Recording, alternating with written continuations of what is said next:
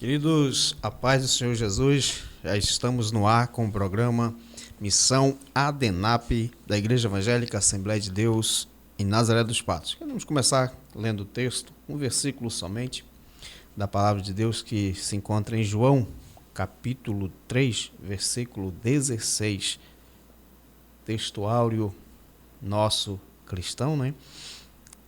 Todo mundo conhece esse texto.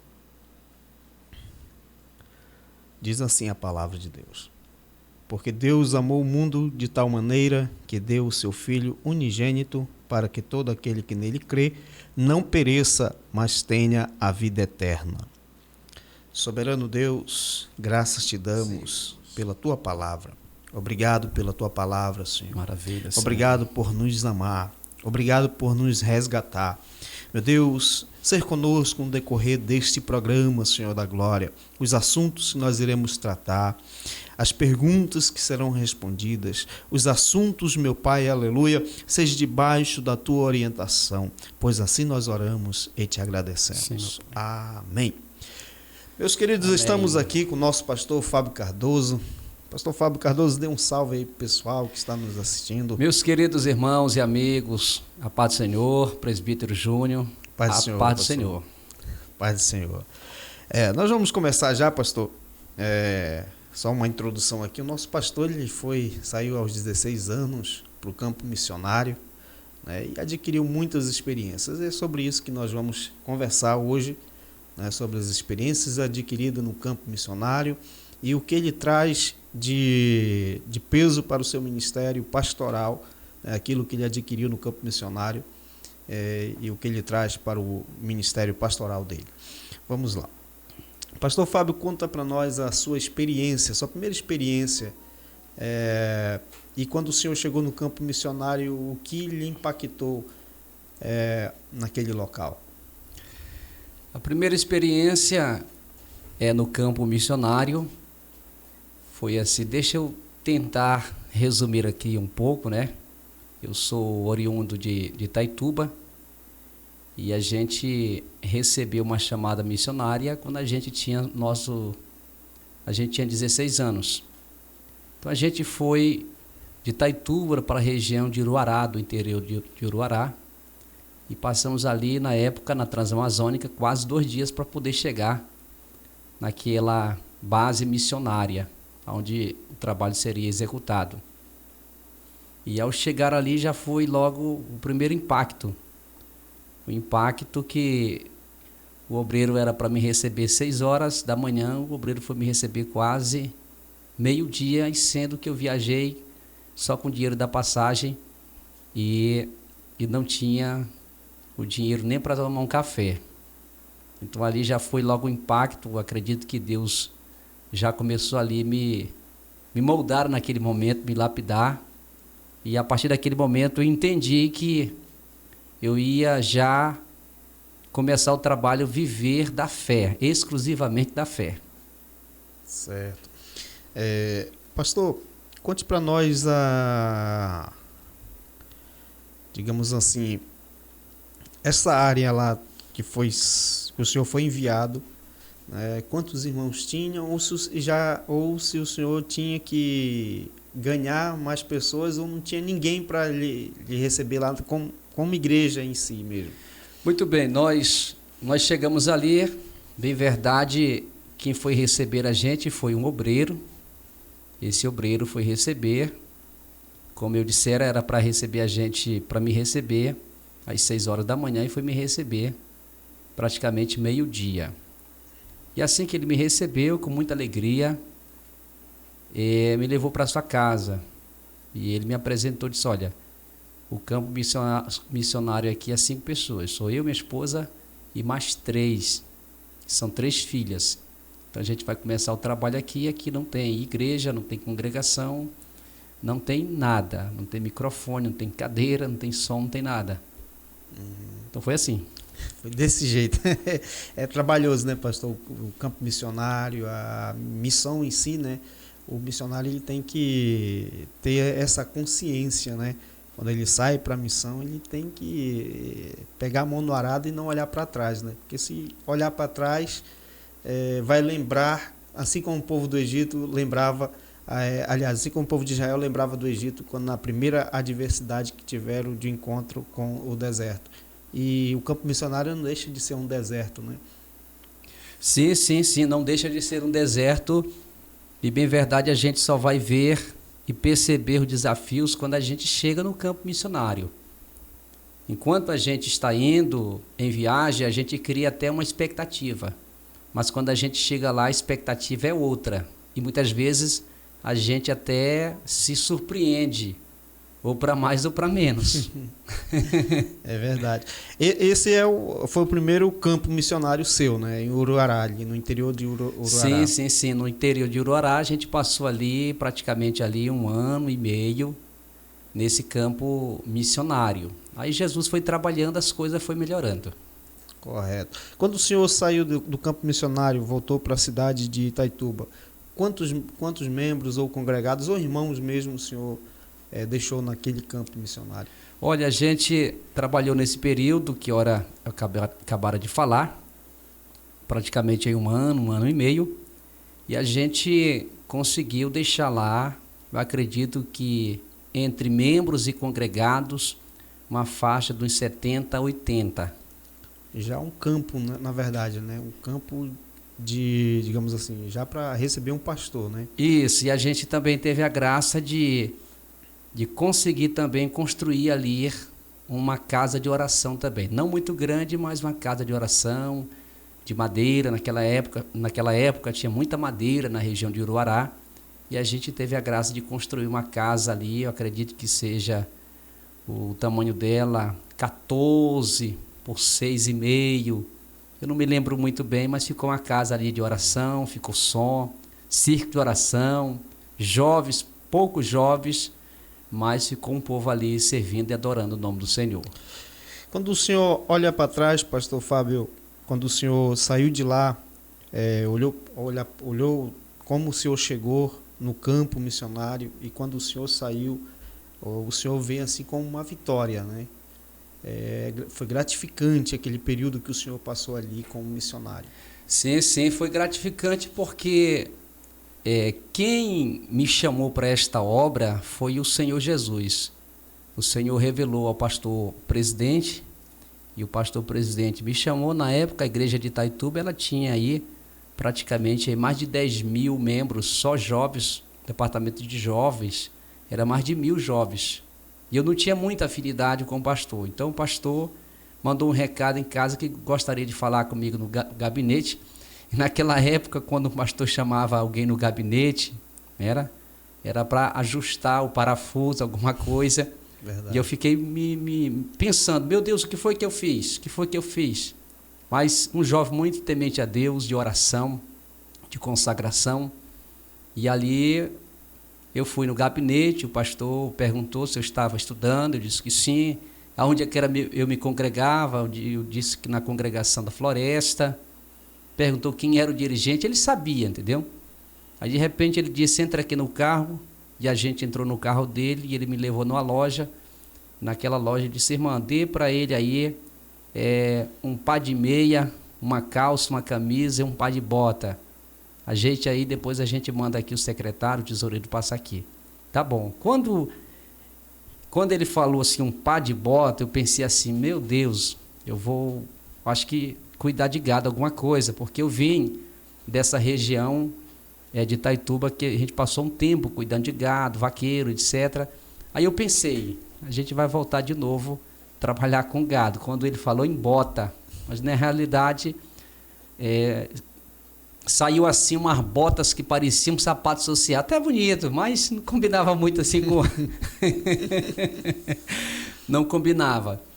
E quando eu retorno para o gabinete, ele me dá passagem, só a passagem, disse, olha, eu vou te dar a passagem e tal hora vai sair o ônibus e você deve ir para lá. Você vai, e quando ele disse vai, eu senti assim o impacto de Deus naquele momento.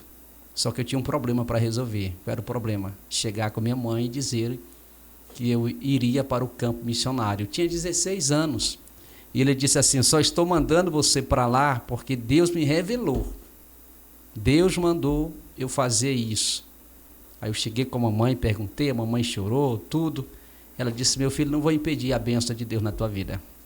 Ela arrumou as minhas malas ali, e dali a gente foi com expectativa. Ele disse 2 coisas para mim: não ligue para cá contando derrota e nem pedindo dinheiro.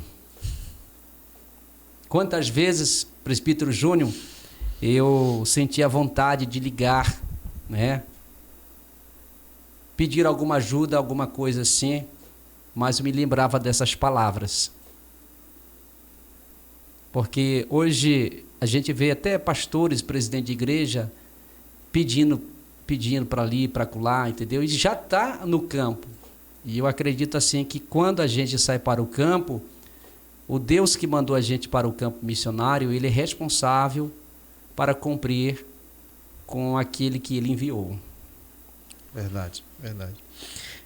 Pastor Fábio, eu não sei se eu respondi, né? Não, sim, respondeu sim. Responder a pergunta? Sim, com certeza. Respondeu sim, na íntegra, né? Como a gente queria. Esse foi o primeiro campo missionário do senhor. Sim, mas sim. O senhor retornou para Itaituba e o senhor já foi logo para outro campo missionário? Não ficou um período em Sim, Itaituba? sim, a gente retornou. Nós estávamos vivendo um momento muito bom. Inclusive, Jesus estava salvando. E uma das estratégias ali para poder ganhar almas para o Senhor Jesus foi a estratégia do evangelismo pessoal, de casa em casa, fazer cultos nas casas. Como a gente não tinha igreja, então a estratégia foi essa, de casa em casa. Todos os dias, presbítero Júnior, eu pegava a minha Bíblia Sagrada e saía de casa em casa. E teve um período que todos os dias eu ganhava uma alma para Jesus. Todos os dias eu ganhava uma alma para Jesus e eu ficava tipo aquele discipulador chiclete, carrapato, grudado com aquela pessoa. Então eu ganhava aquela pessoa, já começava a discipular. E eu não tinha esse acervo de conhecimento que eu tenho hoje sobre o discipulado. Então Deus já me levou nessa área. E assim a gente foi ganhando pessoas de casa em casa, discipulando, se reunindo, e de repente as coisas foram tomando assim uma proporção. Ao ponto que Jesus começou a fazer milagres também. Eu costumo dizer que os milagres são iscas também no campo missionário. Manifestou-se um espírito dentro de um hospital, na vida de uma pessoa, e ninguém conseguiu expulsar. E me chamaram, e eu não tinha aquela experiência de fazer tanta libertação. E de repente eu cheguei lá, Jesus me deu graça, tinha muita gente nesse dia. E através dessa libertação as pessoas começaram a olhar para a gente com outro olhar também. Jesus começou, além de libertar essa pessoa, curar outras pessoas. Os enfermos começaram a se aproximar da gente. E assim Deus criou uma situação que é o ponto que o irmão sentiu no coração e disse: missionário, a gente vai construir uma congregação. Eu disse amém, fiquei muito feliz naquele momento, o irmão tinha condição. E ele começou, ele bancou tudo. E a gente começou a sair da casa onde nós estávamos e a gente já foi para essa casa de oração dessa congregação. Muito bem. E isso chegou aos ouvidos do pastor, né? E supervisor da área também, né? Com certeza. E como o campo cresceu, a igreja cresceu, precisou-se enviar outra pessoa para o senhor regressar. Sim. Nesse tempo eu não era diácono, eu não era presbítero, não era pastor e nem missionário. Eu era um assistente de jovem. Quando eu saí da congregação da Floresta. Então não tinha nenhum título. Então a minha chamada foi uma revelação de Deus, que Deus revelou ao pastor, ao ponto que ele diz assim: eu não te conheço, em verdade não vou nem muito com a tua cara, mas o Senhor Jesus mandou eu enviar você. Entendeu? Então, a gente fica muito emocionado quando a gente conta esse testemunho. Aí Jesus nos deu a graça, como eu disse. Ele chama, ele envia e ele se responsabiliza quando a gente fica no centro da vontade. Então a gente volta para Itaituba. Quando a gente volta para Itaituba, o trabalho está muito... A gente já está desfrutando, né, que os irmãos estão nos abençoando, tudo. Nesse inteirinho também, abriu-se uma rádio lá e me deram também um programa de rádio também. E a gente começou a dar nossas primeiras pregações, nossos primeiros passos, bem verdade, no rádio. E Jesus começou a fazer maravilha. Eu pensei que eu ia passar mais tempo lá, mais tempo. Mas de repente o telefone tocou e disse, olha, te arruma e você volta agora meio-dia quando o ônibus passar. E eu disse assim, pastor, não tem como eu despedir. Ele disse, vem logo, porque tu não és pastor. Vem embora, que eu estou mandando um obreiro para ir. Era desse jeito, mais ou menos assim. Entendeu? Certo. É verdade. Pastor Fábio, nesse período o senhor ficou em Itaituba quanto tempo depois do regresso? Sim, eu fiquei em Itaituba um período praticamente mais de 4 meses. Então, quando eu voltei para Itaituba, pensando eu que eu ia ser assim, tipo ovacionado. Olha, o obreiro foi para aquela região tão distante, fez um trabalho. Isso na minha mente. Eu, dentro do ônibus, pensei assim, no mínimo vou ser consagrado a evangelista, né? Vou receber o título de missionário mesmo, porque eu fiz um trabalho de excelência. E eu fiquei com aquilo na cabeça, né? Vou ter oportunidade no Templo Central. Quem não gostaria de pregar no Templo Central, contar um testemunho, alguma coisa dessa natureza? E quando eu chego lá, a expectativa outra vez. Né? Não me recepcionaram, não me deram as boas-vindas. E pasme, eu fiquei no banco, assentado no banco da igreja, por quatro meses, sem líderes, sem pastores me olhar. Hoje eu entendo que isso aí foi um processo. Talvez se fosse nos dias de hoje, uma prova dessa, que eu passei na primeira, passei agora na segunda, retornando, se fosse nos dias odiernos, muitos obreiros poderiam sair da igreja, ir para outro ministério. E eu recebi proposta, né, de pessoas de dentro da igreja, chegaram ao ponto de dizer assim, olha, tem um pastor em tal lugar que está precisando de um obreiro assim novo, dinâmico como você para trabalhar na obra. Eu disse, não, se esse foi o trabalho que Deus me enviou para lá, eu vou voltar a estudar de novo, vou voltar a trabalhar, né? Vou voltar a continuar a minha vida, porque ainda sou um jovem, então vou voltar às minhas funções, vou continuar trabalhando, seja lá o que Deus quiser na minha vida. Certo. Foi um período de, digamos assim, pastor, de servo mesmo, né? Porque sim. A gente, conta-se uma história, né, de um certo casal de missionário retornando para a Inglaterra, para os Estados Unidos, né? E também pensava nesse sentido de vários trabalhos na Europa, na África, né?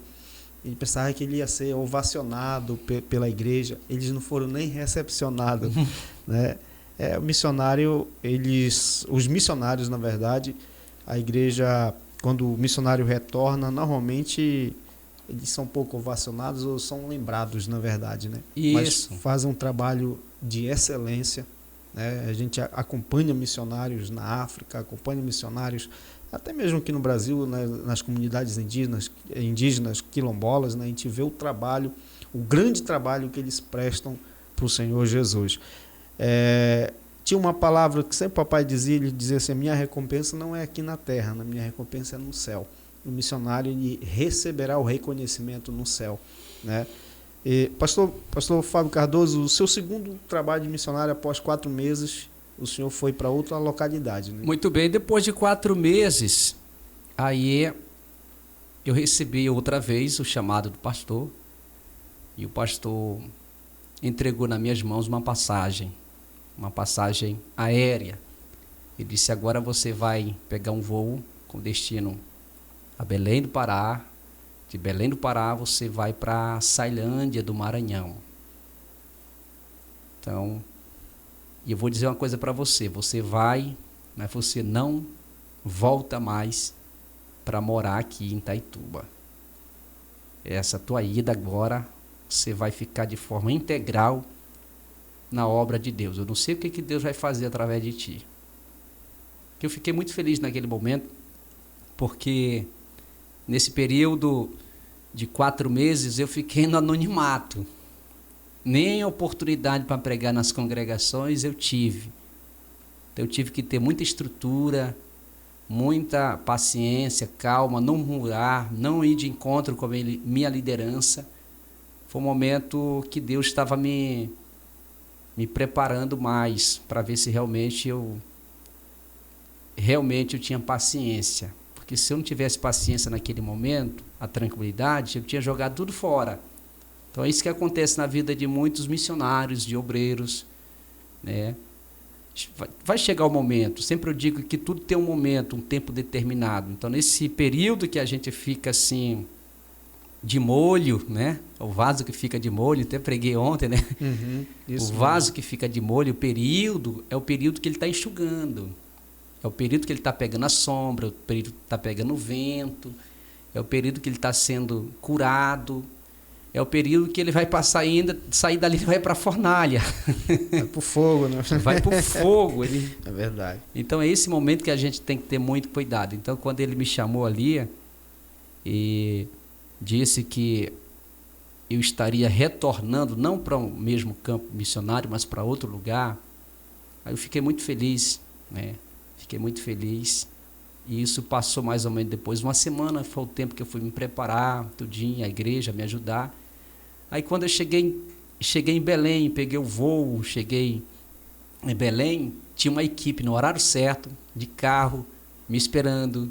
Quando eu peguei na minha bolsa, ele disse, não dê essa bolsa, a gente vai levar essa bolsa. Aí as coisas começaram a mudar. E de lá eu vim para São Miguel do Guamá, tive que passar ali, porque tinha uma ligação entre a igreja de Itaituba e São Miguel do Guamá. É como naquele tempo tinha um intercâmbio missionário, né? Umas igrejas ajudavam, por exemplo, aqui Nazaré dos Patos, era ajudada pela igreja do Breu, ou pela igreja de Tucuruí. Hoje já, infelizmente, já não tem mais essa aliança. Antigamente tinha essa aliança, era legal que tinha essa aliança, né? Verdade. As igrejas tinham essa aliança, adotavam aquele missionário.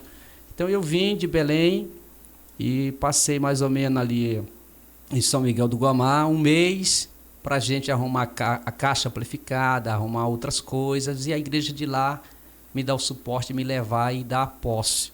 Eu também criei outra expectativa. Maranhão, eu sou filho de nordestino, minha mãe é maranhense, né? Passei um tempo morando no Maranhão, sou terrinha, né?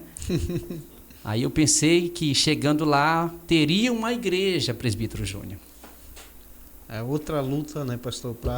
E é um impacto social, né, cultural também. O missionário, ele passa por tudo isso, né? Tem um impacto social, um impacto cultural, né? E com certeza o senhor passou por isto lá no Maranhão. Conta as suas experiências no Maranhão. Aí quando eu cheguei no Maranhão e fui recepcionado lá por 11 pessoas. Então o trabalho foi a posse por 11 pessoas que a gente foi cuidar dessas pessoas juntamente com outro obreiro, né? Juntamente com outro obreiro que a gente foi trabalhar junto com ele. Hoje é o pastor Nelisvaldo. Quero até mandar um abraço para ele. E 11 pessoas, uma casinha de cavaco, de barro. Isso é normal lá no Maranhão, né? Nos bairros do Maranhão. E a gente começou ali com 11 pessoas. Me lembro muito bem. Já aumentou um pouco do primeiro, né? Já aumentou. Aumentou 6, né? Que foi 5. E ficamos... o estado, a cidade é Sailândia, e ficamos no bairro Piquiá do Meio. Me lembro muito bem. Piquiá do Meio, para a gente fazer esse trabalho missionário. É como você disse, muda completamente a questão geográfica. Um estado para o outro estado, igreja para outra igreja, muda muito mesmo. Mas a gente louva a Deus que ali foi uma experiência muito boa também. E a gente ficou dentro de um contexto ali também. Aonde ficou o trabalho, ele ficou assim num lugar onde existia assim prostíbulos, pessoas que viviam nessa vida de prostituição. Então, ponto, lá ficou a casa de oração. Aí sim, lá já era uma casinha de oração, entendeu? Ficou dentro do ninho do inimigo.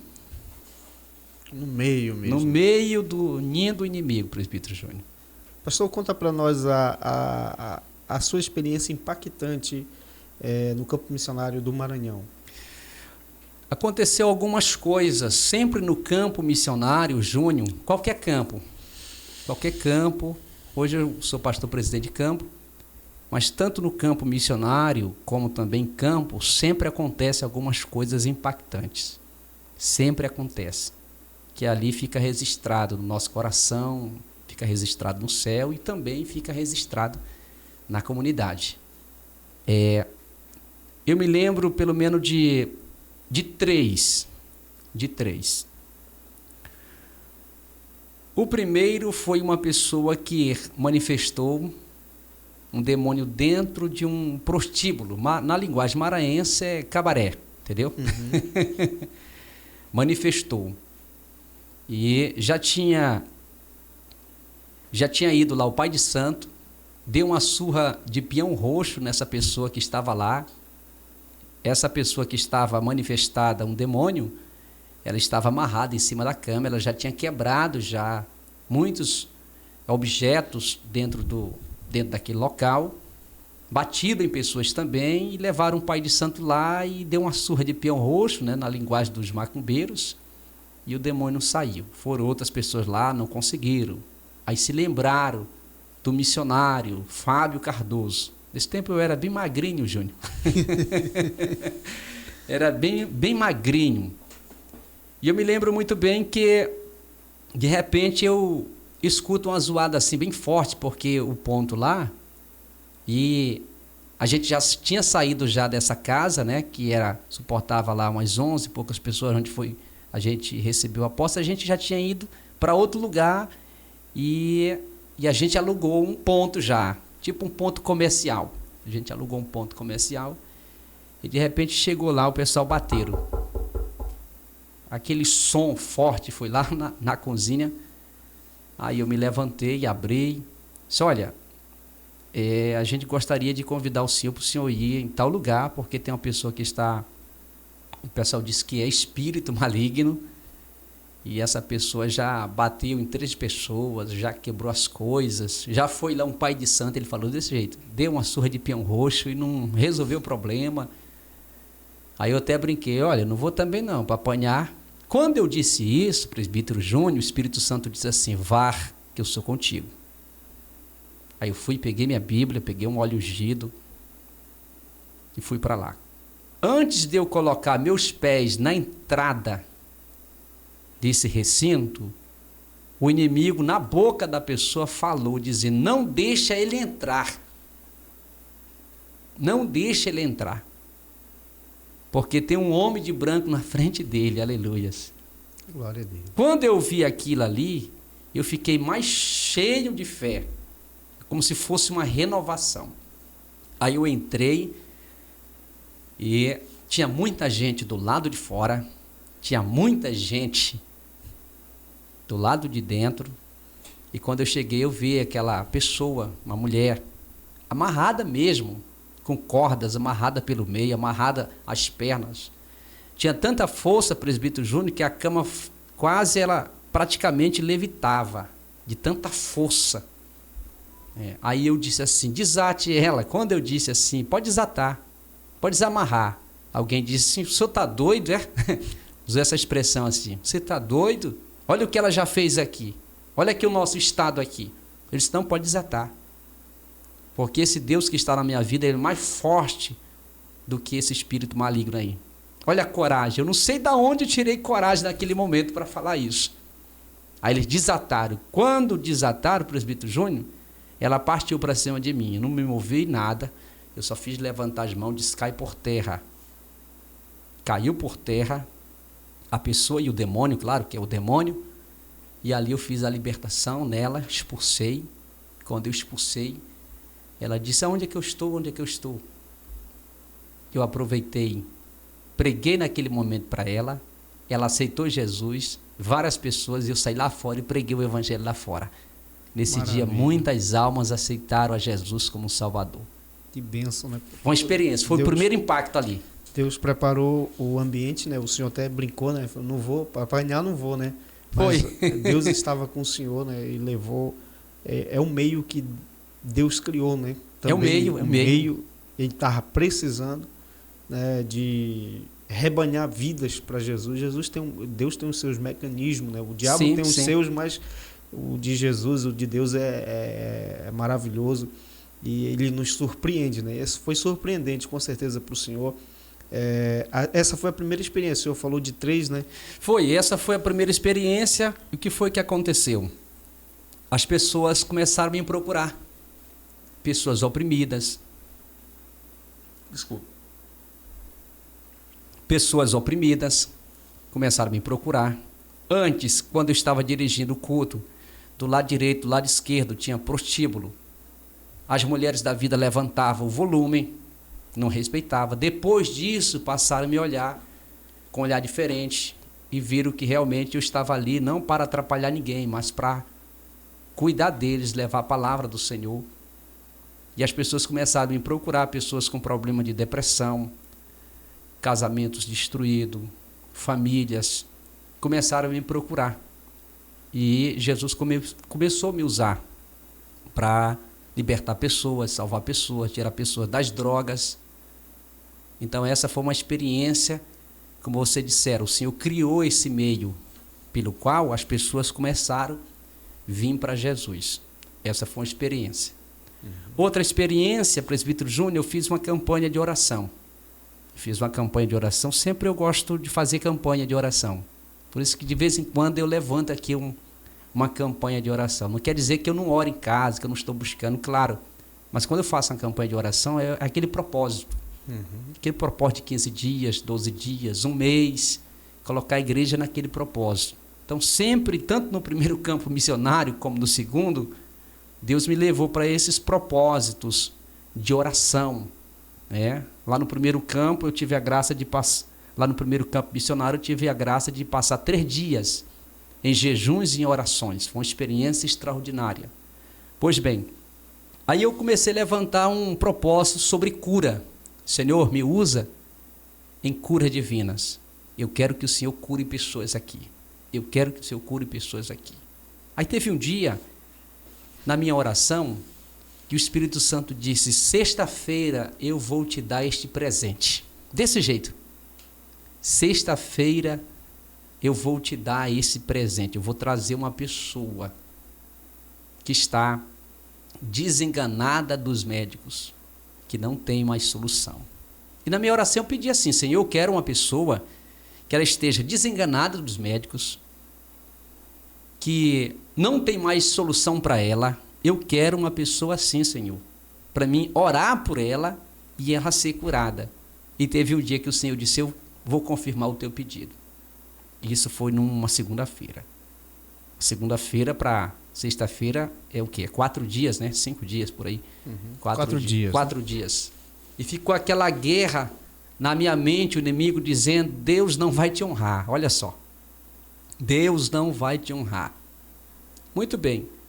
Tardezinha, eu comecei a limpar, porque eu fazia tudo. Passava pano na igreja, limpava a igreja, ajeitava a igreja, tudo era... porque não tinha obreiro. Não era? Tinha só um porteiro, que era o irmão Raimundo, e não tinha obreiro. Todo trabalho, quando a gente começa, não tem obreiro, né? Então, o obreiro que assume o trabalho, ele canta, ele... dirige o culto, prega, tira oferta, ele faz tudo. Verdade. Faz tudo mesmo. Pois bem, aí eu fiz a limpeza da igreja, do ponto, direitinho, tomei meu banho, me arrumei, fiquei lá na frente lá. De repente, o presbítero Júnior, eu vejo 2 pessoas chegando numa moto, numa motocicleta. E quando a pessoa chega, a pessoa que vem pilotando, ela diz assim: me ajuda aqui, pastor. Eu não era pastor. Me ajuda aqui, pastor. Aí eu fui ajudar a pessoa que estava na garupa. Me ajude aqui. Aí quando eu peguei na pessoa para ajudar, o Espírito Santo me disse assim: eis aí a pessoa que você pediu na oração. Aí eu sustentei ele, aí a gente colocou ele numa cadeira de plástico, e eu perguntei: meu amigo, o que está acontecendo com o senhor? Ele disse: pastor, eu estou com câncer. A medicina me desenganou. Eu estou com câncer. E já perdi fígado, já perdi tudo. E não tem jeito para mim. Voltei para casa para morrer em casa.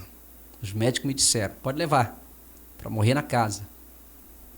E eu estou nessa situação. Hoje de madrugada, eu tive uma ideia. Eu disse: eu vou mandar minha esposa para a casa dos pais e eu vou tirar a minha própria vida. Eu vou comer 1 quilo de sal. Ele disse isso para mim. Mas quando eu pensei em fazer isso, eu ouvi uma voz. Aleluias. Maravilha. E a voz me disse assim: não tire a sua vida. Vai na igreja assim e procure aquele obreiro. Caso a minha pessoa. Ele vai orar por ti, tu vai ser curado. Quando ele falou isso, eu já estava, presbítero Júnior. Glória a Deus. cheio de Deus, cheio de Deus. Naquele momento eu fiz algo que não é regra. Deus sempre me usa assim, coisas assim um pouco diferentes. Eu peguei o óleo ungido e eu disse assim: abre sua boca que o Senhor vai jogar o câncer agora, agora. E joguei um pingo do óleo ungido na boca dele. Eu repito aqui para as pessoas que estão me ouvindo. Isso aqui é uma exceção, uma orientação de Deus naquele momento. Não é regra, como a gente vê as pessoas fazendo hoje, campanhas estabelecendo regra. Isso foi uma orientação naquele momento.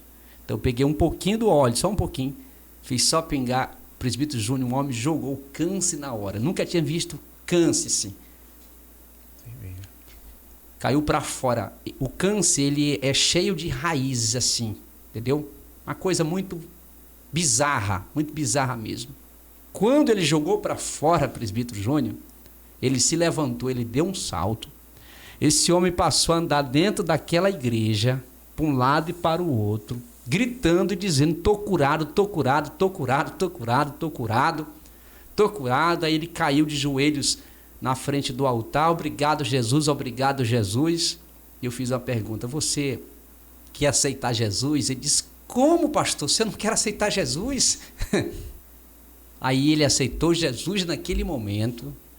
E quando estava orando por ele, Jesus me usou em profecia. Naquela mesma hora, ele foi curado, foi salvo. Aleluia. Aleluias. E Jesus me usou em profecia naquele mesmo momento. E disse assim: meu servo, eu estou abrindo hoje uma porta de emprego para você. Vou te prosperar também. Naquele momento. Ele estava desenganado, desempregado, vivendo uma vida de miserabilidade. Aleluias. Aquele homem recebeu ali, eu posso dizer, 3 bênçãos. A bênção da cura, a bênção da salvação e a bênção da prosperidade. Saiu dali feliz, alegre. No outro dia, um fazendeiro foi na casa dele chamar ele para cuidar da fazenda. Esse irmão, presbítero Júnior, era que mandava leite para mim, queijo para mim, ovos de galinha caipira, o que ele pudesse fazer, ele fez ali por mim. Me ajudou bastante aquele irmão. Foi uma experiência, segunda experiência, que abalou aquela comunidade. E a terceira experiência, pastor? Fale para a gente um pouco sobre a terceira. A terceira experiência no Maranhão foi algo assim extraordinário, né? Algo extraordinário. Eu tive um sonho, Deus tem um mistério comigo em sonhos.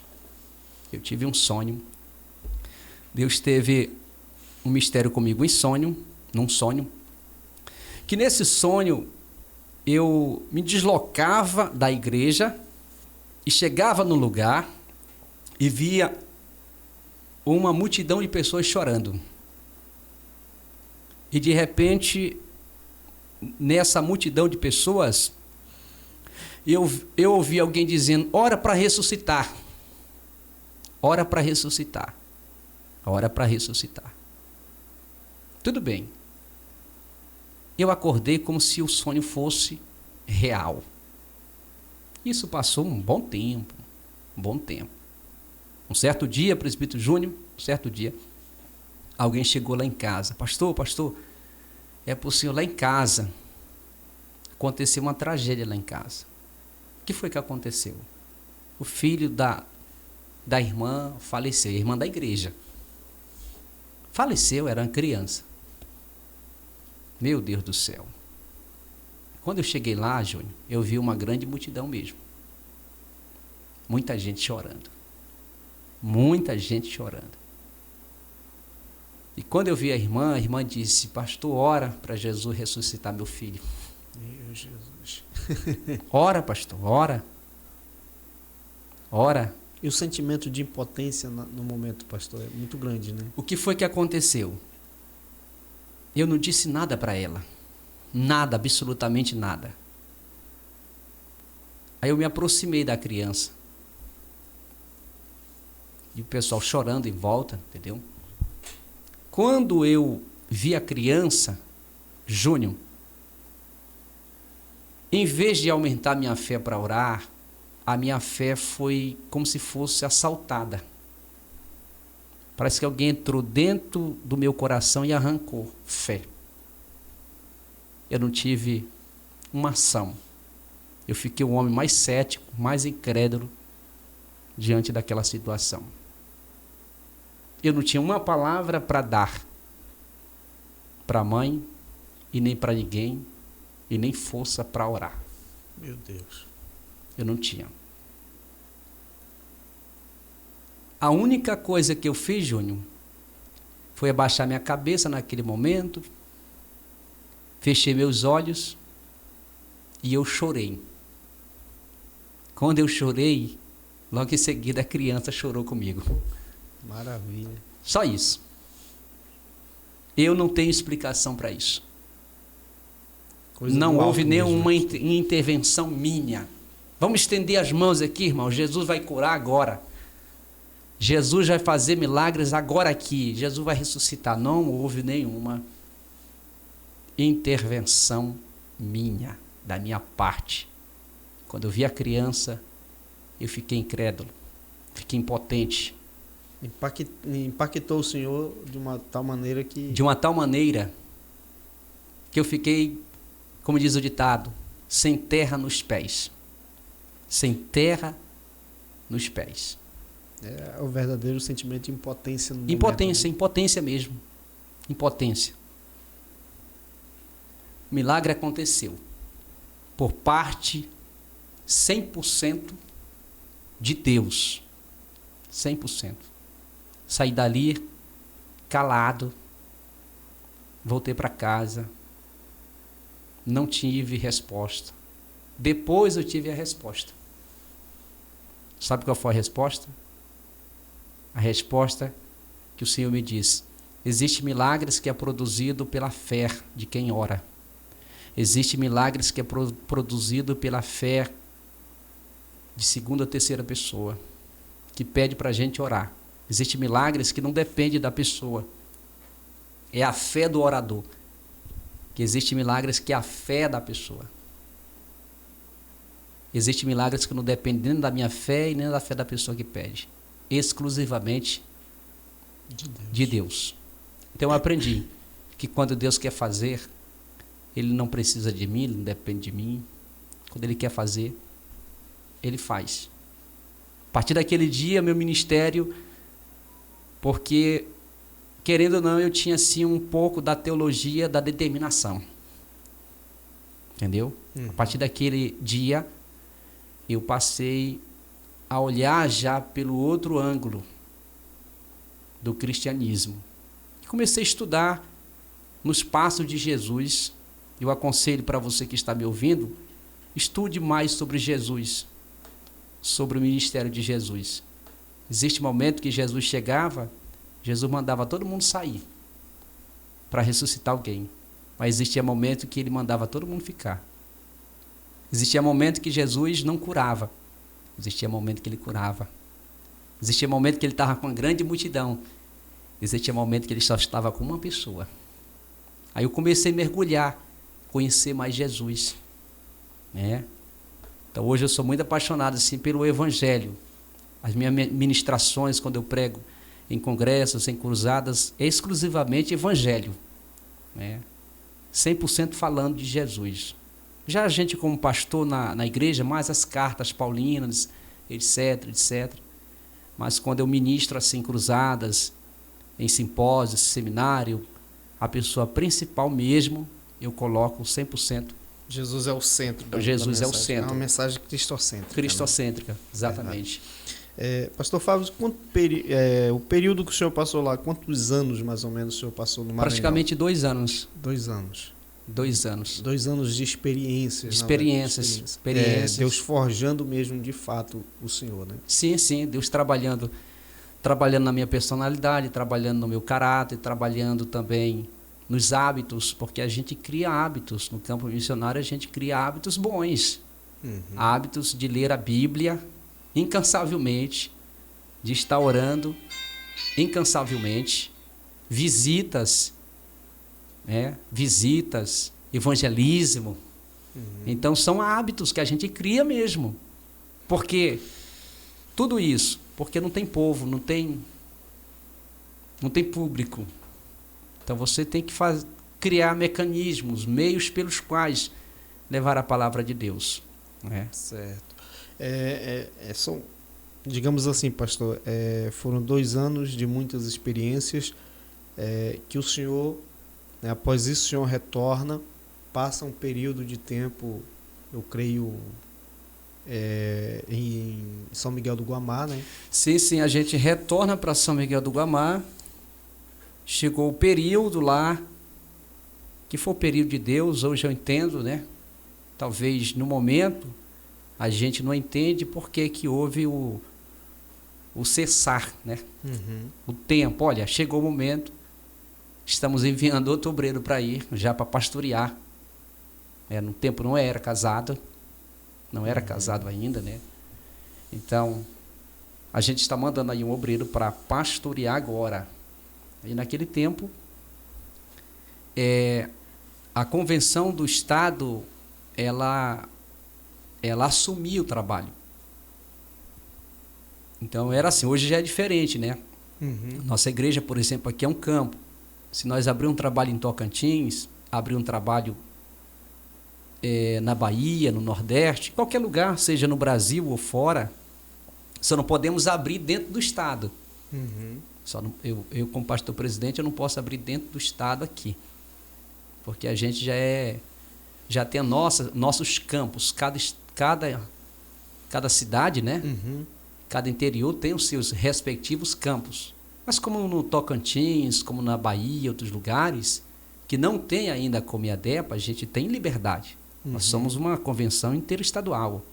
Então, como pastor presidente, posso, de repente, Deus abre a porta e eu mandar um obreiro para lá, né? Para cuidar. Mas antigamente, as igrejas mandavam e a convenção de lar tomava de conta, né? Então, certo.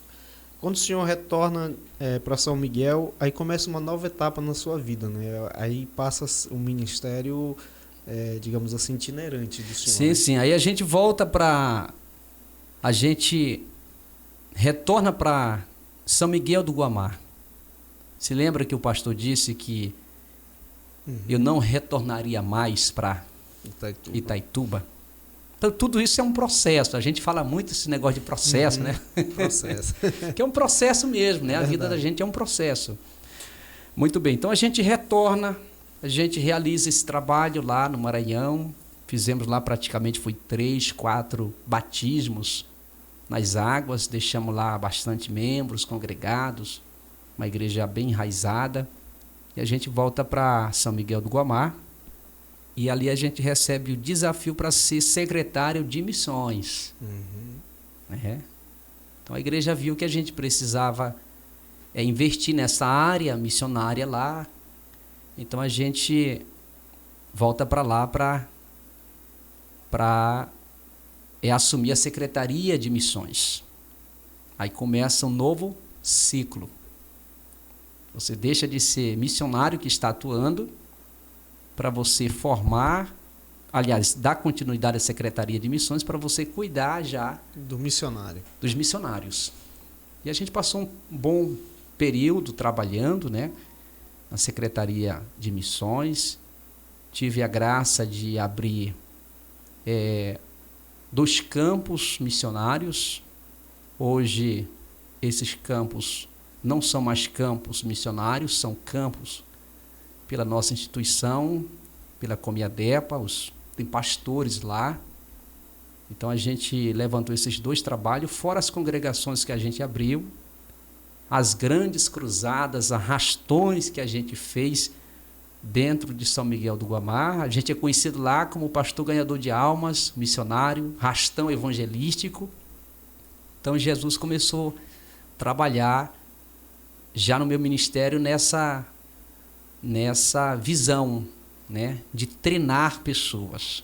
Então, por isso que hoje eu tenho isso na veia, de treinar, de fazer seminários, conferências, treinar pessoas para ganhar pessoas, levantar trabalhos, entendeu?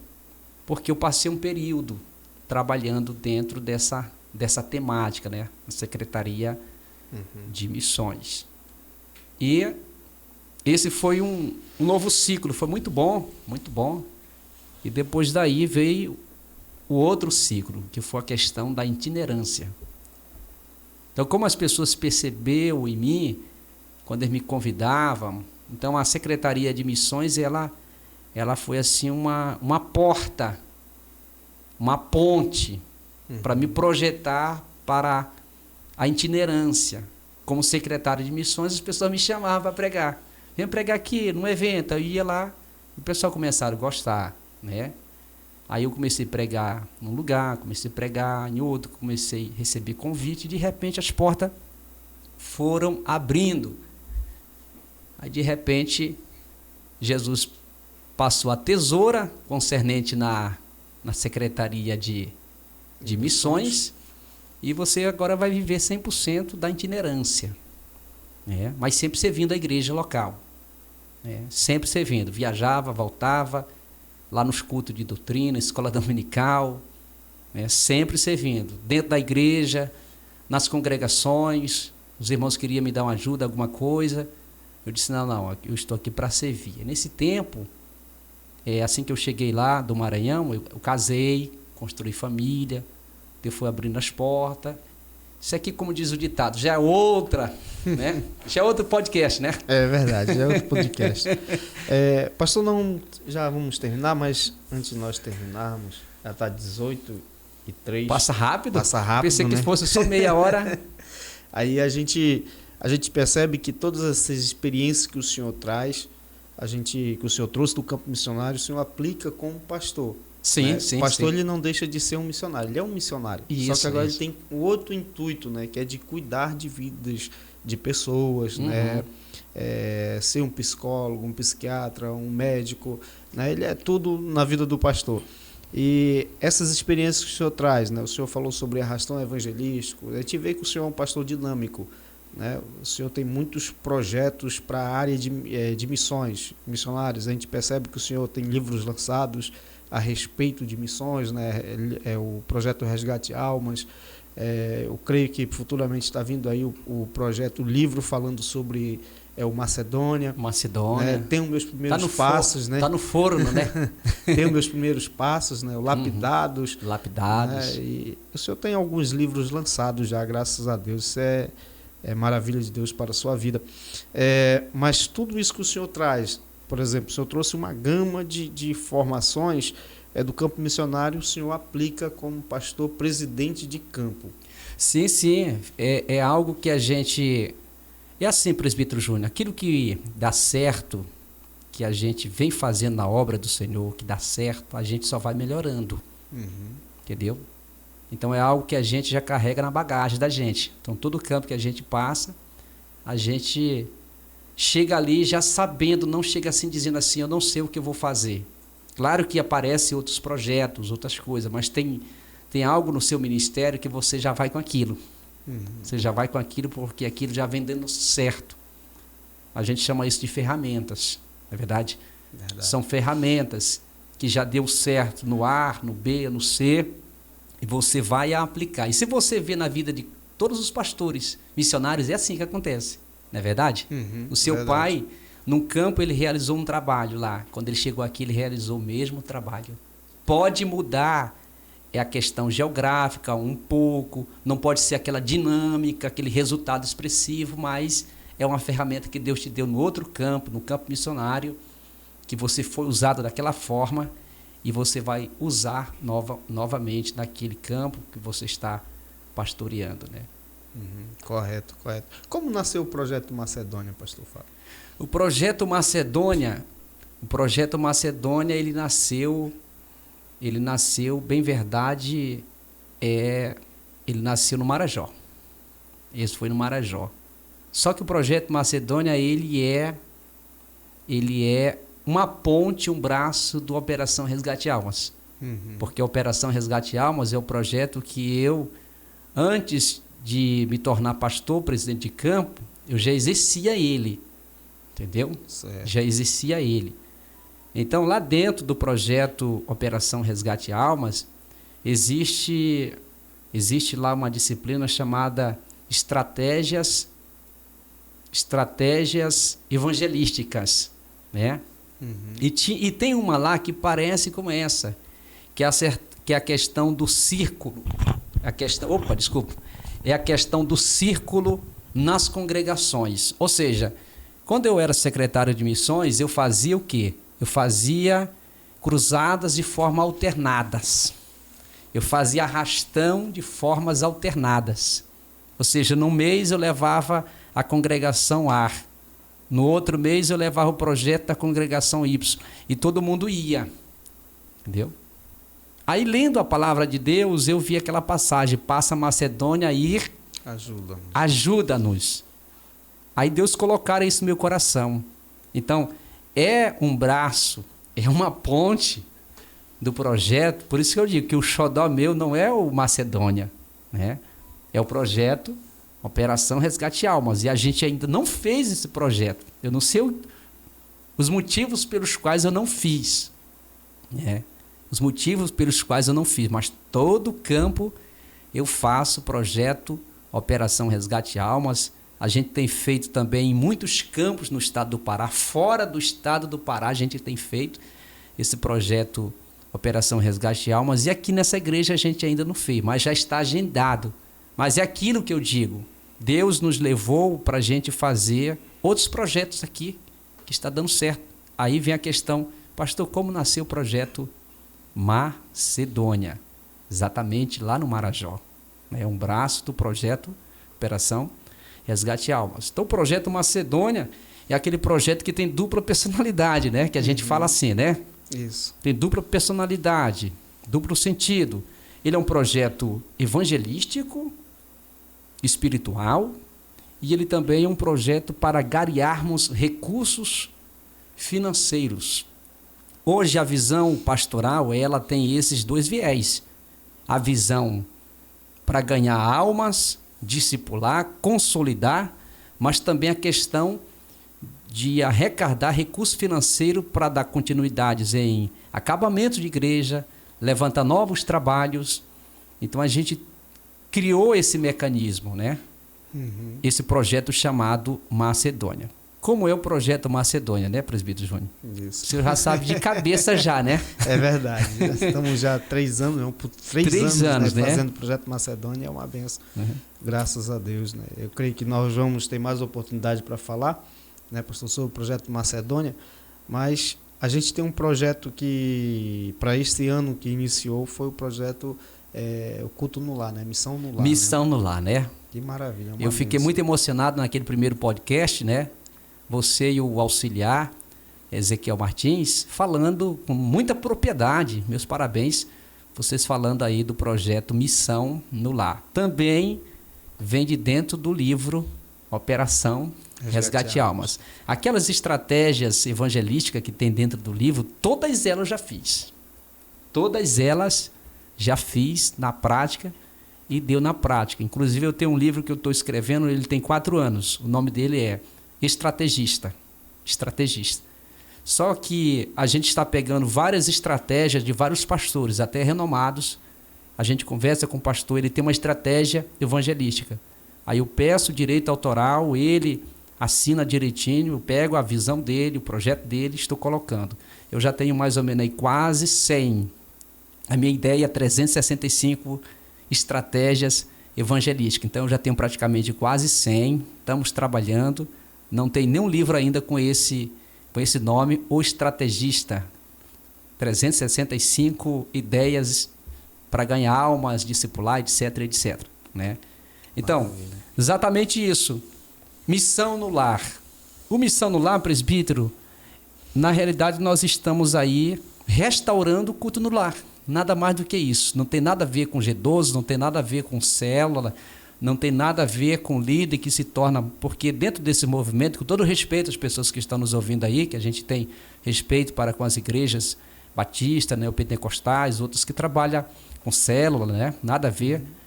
E todo o respeito da gente, né, com essas pessoas, a questão do G12, movimento G12, mas o Missão no Lar é um resgate. É um resgate do culto familiar que seu pai fez, seu pai envolvia a igreja e que hoje não existe mais. Um pouco diferente que o Missão no Lar, ele está indo na casa das pessoas que não são evangélicas ou estão distanciadas. Mas é o mesmo método do culto familiar ou do culto... Existe outro nome. É o culto familiar. Não é o culto doméstico. E o culto doméstico mesmo. É a mesma questão. A mesma questão. Muda poucas coisas. Claro, como vocês disseram no podcast, hoje nós temos um manual, né? Hoje nós temos aí estratégias, né, para a gente alcançar. Mas antigamente não precisava disso, presbítero Júnior. Verdade. Não era? Os crentes tinham a responsabilidade, o amor, aquele fogo no coração para poder ir juntamente com o pastor, fazer nas casas. Eu me lembro muito bem, quando a gente era criança, a gente passava na casa dos irmãos, dos assembleanos, a gente ouvia os hinos da harpa. Verdade. Aquela casa cantando os hinos da harpa, lendo a palavra. O que é isso? É os crentes aí, ó. E não precisava o pastor. E tem gente que até hoje, tem gente aqui da igreja, tem gente de outras igrejas que pratica ainda isso. O culto doméstico, o culto familiar. Mas isso aí tem que ser esvaído, presbítero Júnior. Não é verdade? Verdade. Tem que ser esvaído. Fiz um vídeo, coloquei nos grupos de pastores e muitos pastores entraram em contato comigo, perguntando, pastor, como é esse negócio aí, Missão no Lar, Missão no Lar? Eu disse, olha, o Missão no Lar, o nome Missão no Lar não é propriamente meu.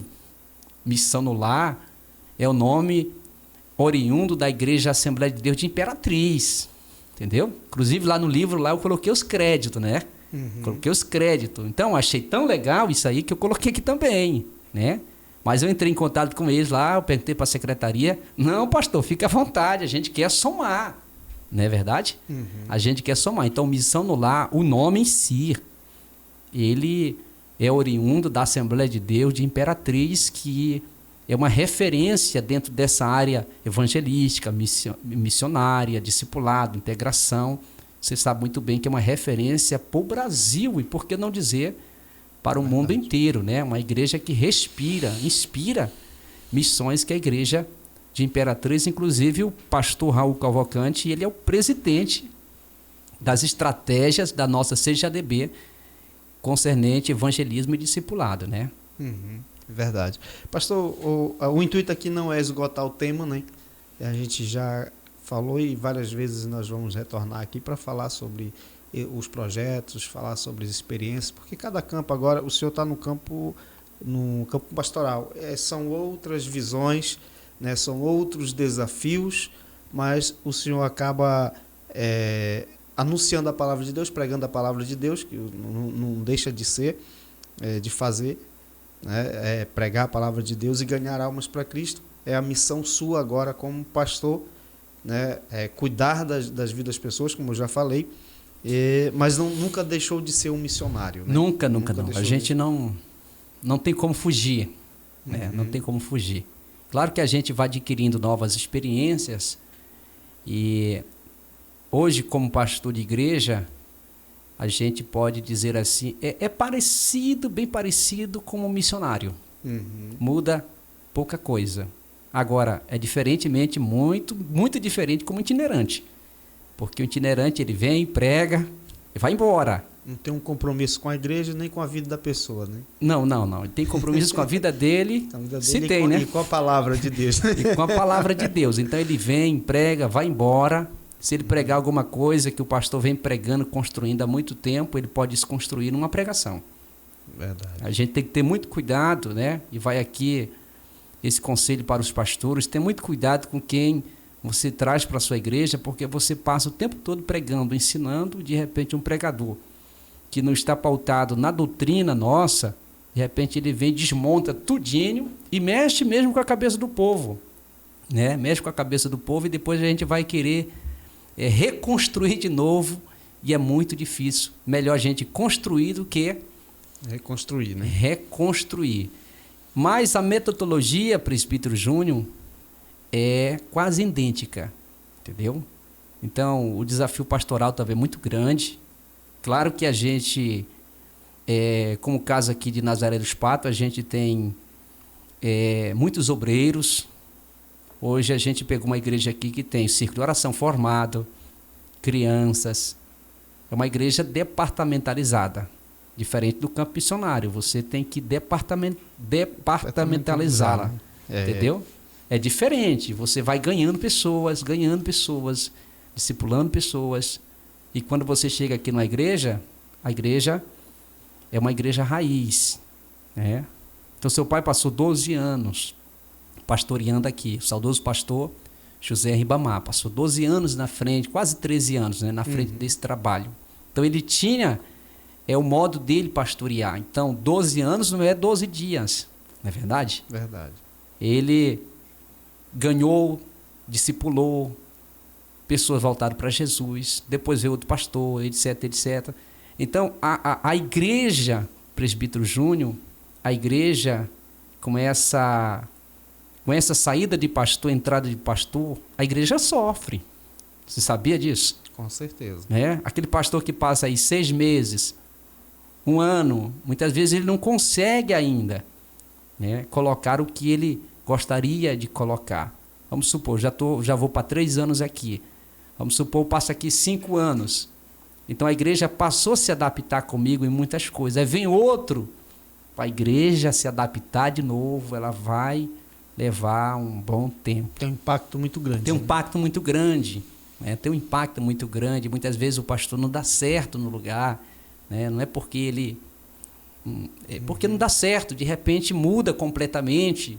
Aí ele tem que sair, o Espírito Santo leva ele para outro lugar, já vem outro. Mas a igreja... é a igreja do Senhor Jesus, eu costumo dizer, né? Ela pode ter os seus altos e baixos, mas ela continua sendo a igreja, né? Sendo Verdade. A igreja. Né? Ela passa por momentos difíceis, momentos bons, mas a igreja nunca vai se acabar. Nunca. A igreja é vitalícia, né? É verdade.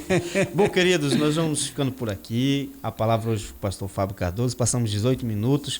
Foi maravilhoso, foi proveitoso. Foi uma aula que eu tive aqui.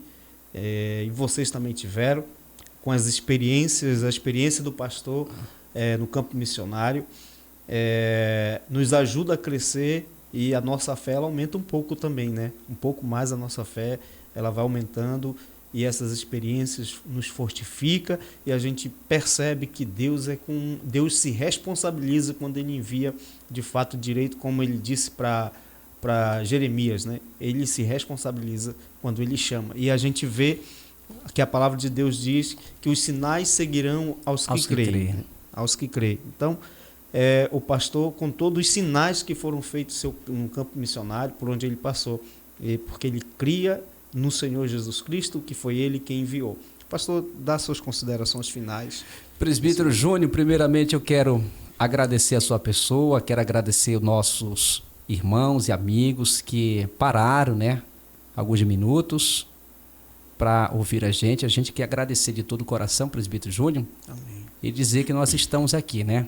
Estamos aqui. Outras vezes a gente vem para falar de mais projetos, falar desse projeto aqui, que não deixa de ser um projeto evangelístico, missionário, né? Essa rádio, né?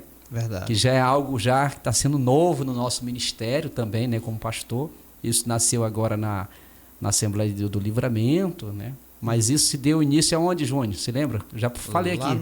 No primeiro campo missionário. No primeiro campo, ganhei um programa, olha. Maravilha. O comportamento era diferente. Eu pregava lá como se eu estivesse pregando na igreja, Júnior. Aí um radialista chegou comigo e disse: ô, seu Fábio, né? Eu vou te passar aqui umas técnicas. Lá no Uruará, quando eu tinha meus 16 anos, me deram um programa. Aí eu pregava as primeiras mensagens minhas como se eu tivesse... Num ginásio cheio de gente. Mas Deus usa, aí a gente vai sendo o quê? A gente vai ouvindo as pessoas. Eu sempre tive a humildade, a sensibilidade de... Quando eu errar, eu digo assim, olha, meus irmãos, me perdoem, eu me estressei, né? Eu me excedi. E quando também eu fazia alguma coisa, as pessoas chegavam comigo e diziam assim: missionário, pastor, eu acho que é por aqui, né? E nesse dia lá, o radialista me ajudou muito. Aí eu comecei a observar ele, apesar que ele não era crente e tudo, entendeu? Mas eu comecei a observar e comecei a ouvir outros apresentadores evangélicos de outra rádio, até lá de Itaituba. Aí eu comecei, estão certo, tá certo. Então, queridos, eu quero nesse momento encerrar, né, com o nosso coração, e eu quero encerrar com as bênçãos pastorais, né, do nosso pastor. Muito bem. Quero aqui agradecer a Deus também pela vida do nosso irmão Ezequiel Martins, né? Verdade. Que está operando aí na mesa dessa nave aqui do nosso sistema de telecomunicação. É verdade. Adenap. Querido Pai, eterno Deus, meu Senhor, nossa palavra, Senhor, é gratidão. Oh, Jesus, obrigado. Obrigado, Jesus, por esse momento que nós passamos aqui, Jesus, compartilhando das suas grandezas, Senhor, das experiências que tivemos, sim, experiências, Jesus, que ainda vamos ter, Senhor. Tudo verdade, isso Jesus, não é porque nós somos melhores, maiores, não. É porque sim, o Senhor Jesus, está trabalhando no nosso ser. O Senhor está sim, nos lapidando, o Senhor está nos forjando, nos capacitando, Senhor, para nós fazermos o teu trabalho. Somos vasos em tuas mãos, Senhor. Sim, o Senhor opera Deus, como o Senhor quer, na hora que o Senhor quer, como o Senhor quer. Que seja feita a tua vontade. Queremos te apresentar centenas de pessoas, Senhor, que estão nos ouvindo, verdade, pessoas que ainda vão nos ouvir, Senhor, através dessa live que vai ficar gravada. Que o Senhor possa continuar abençoando poderosamente. Sim, teu servo, presbítero Júnior, meu Pai, que está na frente desse podcast, na frente dos trabalhos missionários aqui nesse campo. Abençoa o teu servo poderosamente, de uma forma toda especial. Igualmente, Senhor Ezequiel Martins, continua usando esse servo, esse jovem em tuas mãos de uma forma poderosa. Sim, nossa palavra é gratidão. Muito obrigado, Senhor, em nome de Jesus. Amém, amém e graças a Deus. Graças a Deus. Nós estamos encerrando o nosso programa e creio que a semana que vem nós estaremos aqui. Um abraço e que Deus abençoe grandemente vocês. Amém. Amém.